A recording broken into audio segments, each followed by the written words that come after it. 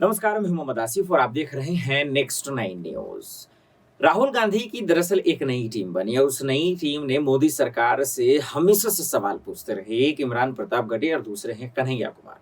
क्या सवाल जवाब कर रहे थे, क्या पूछ रहे थे, चलिए हम आपको जरा सा बारीक से बताते हैं। अडानी स्कैम को लेकर 2024 के मद्देनजर कि किस तरीके से मोदी सरकार भ्रष्टाचारियों को खुलेआम छोड़ रही है, सीबीआई और ईडी किस तरीके से चीजें कर रही है। महाराष्ट्र में इतना बड़ा घोटाला हो जाता है फिर भी चुप रहते हैं, घटना हो जाता है फिर भी चुप रहते हैं। अतीक का मामला होता है, योगी जी चुप रहते हैं। तमाम मसलों पर आ इन दिनों तो कर्नाटक चुनाव भी चल रहे हैं, वहां भी चुनाव प्रचार कर रहे हैं। तो किस तरीके से कन्हैया कुमार मोदी सरकार पर हमलावर हो रहे हैं, जमकर हमला कर रहे हैं, ये समझने का वक्त आ गया। जरा गौर से देखिए कन्हैया जी क्या कुछ कह रहे हैं। मंत्री जी एक बड़ा सा कैमरा लेते हैं अपने हाथ में और 5 बड़ा सा कैमरा रहता है उनके पीछे, जो उनका और उनके कैमरे का फोटो खींचता है। देश में लोकतंत्र है कि नहीं है?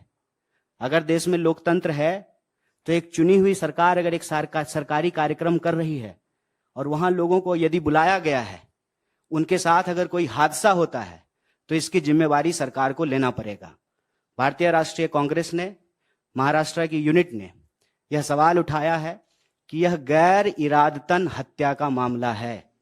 सरकार इसकी जिम्मेवारी ले और उसकी जिम्मेवारी तय करने के लिए देश का सबसे महत्वपूर्ण विपक्ष होने के नाते हम सरकार से यह सवाल उठा रहे हैं कि आप घटना के बाद बहानेबाजी ना करें, इधर उधर की बात ना करें, जिम्मेवारी तय करें, जो लोग दोषी हैं उनके ऊपर कार्रवाई करें और सबसे ज्यादा दोषी तो सरकार खुद है। तो यह दोष को अपने मत्थे ले और इस तरह की कोई भी घटना आने वाले दिनों में ना हो, इसको सुनिश्चित किया जाए। यह भारतीय राष्ट्रीय कांग्रेस की तरफ से हमारी मांग है। दूसरा जो महत्वपूर्ण विषय है, जिसके बारे में आप सब लोगों को सूचित भी किया गया होगा, कि कल आदरणीय राहुल जी ने कर्नाटका की एक सभा में यह मांग उठाई है कि सरकार अगर सचमुच ओबीसी से प्रेम करती है, क्योंकि आप सब जानते हैं, पिछले दिनों आप लोगों ने देखा कि विपक्ष मांग रहा था जेपीसी। सारे विपक्षी दलों ने कहा जेपीसी जेपीसी जेपीसी। अचानक से बीजेपी कहना शुरू कर दी ओबीसी ओबीसी ओबीसी। जेपीसी की मांग के सामने अगर ओबीसी की बात बीजेपी लेकर के आई है तो यह जरूरी हो जाता है कि कुछ सवाल सरकार से पूछा जाए।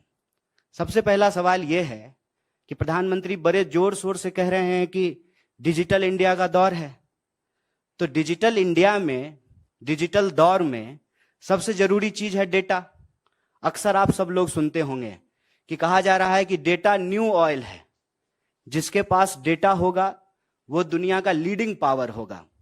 अगर ऐसी स्थिति है तो हमारी सरकार, भारत की सरकार, डेटा को इकट्ठा करने में, डेटा को तैयार करके डेटा देश को बताने में, जारी करने में इतनी हिचकिचाहट क्यों दिखा रही है? क्या कारण है इसका? आप सब जानते हैं कि जब भारतीय राष्ट्रीय कांग्रेस की सरकार थी, यूपीए 2 के दौर में 2011 में जनगणना हुआ और उस जनगणना की जो रिपोर्ट थी उसको तैयार किया गया। वह रिपोर्ट प्रकाशित होती, उसके बाद सरकार चली गई। 2014 में नई सरकार बन करके आई।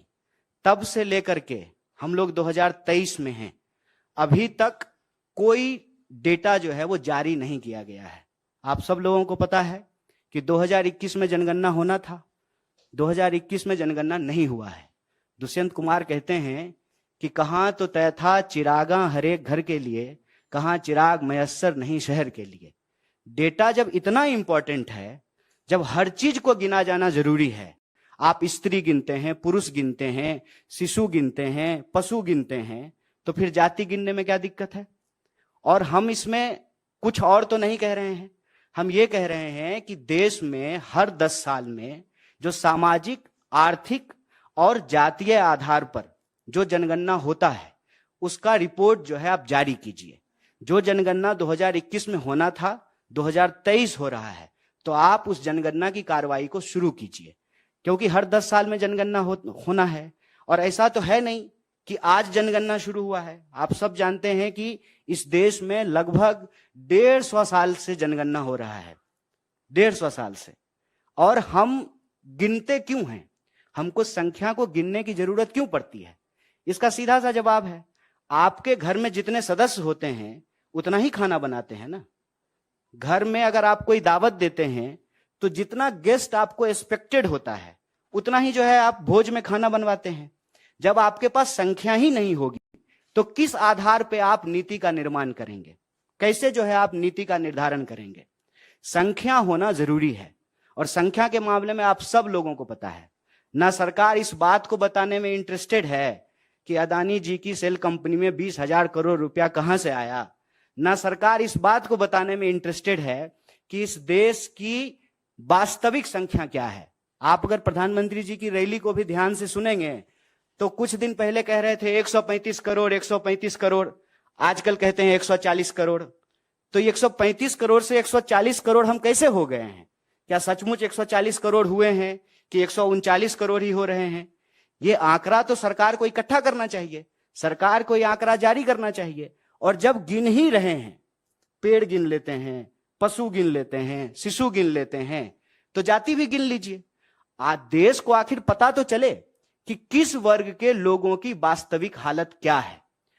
यह भी तो हो सकता है ना। सरकार ने ही किया है कि इस देश में 10% ईडब्ल्यूएस के आधार पर रिजर्वेशन दिया है और कांग्रेस पार्टी ने, भारतीय राष्ट्रीय कांग्रेस ने उसका समर्थन किया कि अगर आपके पास यह आंकड़ा है कि जनरल कैटेगरी के लोग भी गरीब हैं, अगर आप उनको मदद देना चाहते हैं तो मदद दीजिए। सरकार यह भी डेटा इकट्ठा करती है कि गरीबी रेखा से नीचे कितने लोग रह रहे हैं, इसके आधार पे आप बीपीएल कार्ड जारी करते हैं, इसके आधार पे आप उनको खाद्यान्न सुरक्षा देते हैं, इसके आधार पे आप प्रधानमंत्री आवास योजना के तहत उनको घर बना करके देते हैं।